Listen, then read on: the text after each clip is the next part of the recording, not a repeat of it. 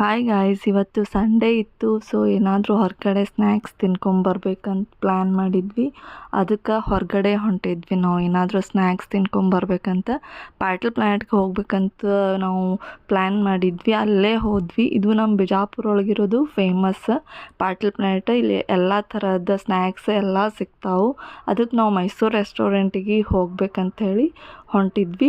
ಈಗ ಎಂಟ್ರೆನ್ಸ್ ಆದ್ವಿ ನಾವು petal planet. Mysuru restaurant 3rd floor ಒಳಗದ. ಸೊ ಎಕ್ಸ್ಲೇಟರ್ ಬಂದಿರೋದ್ರಿಂದ ನಡ್ಕೊಂಡೇ ಹೋದ್ವಿ.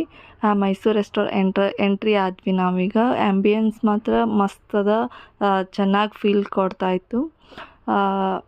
ಕೂಡ್ಲಿಕ್ಕೆ ಮಾಡಲಿಕ್ಕೆ ಎಲ್ಲ ಚೆನ್ನಾಗಿದೆ ಇದು ಮೈಸೂರು ರೆಸ್ಟೋರೆಂಟ್. ನಾವು ರೈನಿ ಸೀಸನ್ ಇರೋದ್ರಿಂದ ವೆಜ್ ಮ್ಯಾಂಚೋ ಸೂಪ್ ಗರಮಂದು ಆರ್ಡ್ರ್ ಮಾಡಿದ್ವಿ.